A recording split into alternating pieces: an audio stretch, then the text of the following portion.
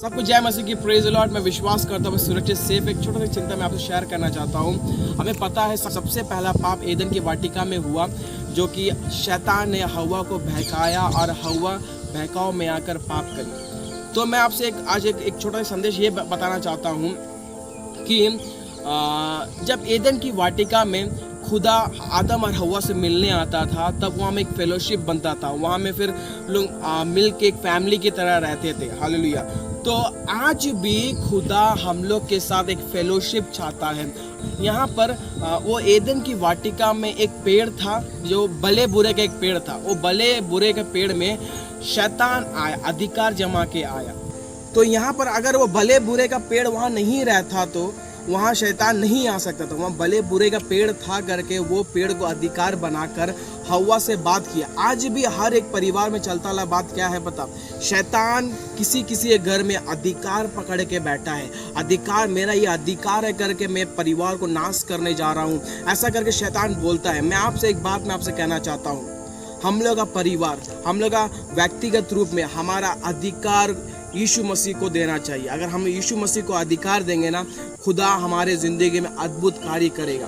अगर शैतान को किसी प्रकार का अधिकार हम लोग के घर में है होगा, तो मैं आपसे एक बात कहना चाहता हूँ, हालेलुया, आप अधिकार यीशु मसीह को दीजिए। आपका परिवार में खुशियाँ चाहिए तो हालेलुया।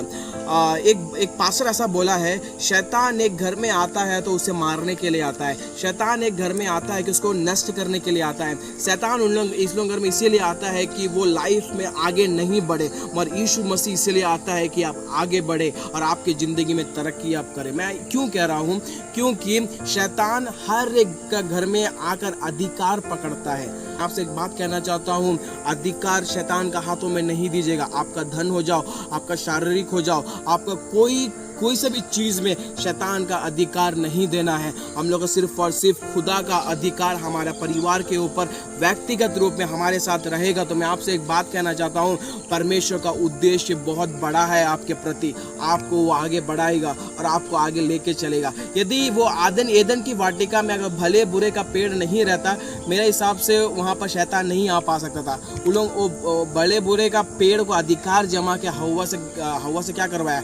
पाप करवाया। तो हम लोग कोई सा भी चीज़ में शैतान को हम लोग क्या नहीं करना? अधिकार नहीं देना। हमारा कंट्रोल, हमारा परिवार का कंट्रोल खुदा का हाथ में होना चाहिए। खुदा हमें आगे बढ़ाएगा। हमारे परिवार के प्रति खुदा का बड़ा एक उद्देश्य है। मैं विश्वास करता हूँ एक छोटा सा मैसेज आपको समझ आया होगा। तो हमारा अधिकार सिर्फ और सिर्फ खुदा का हाथ में है। God bless you. आमीन।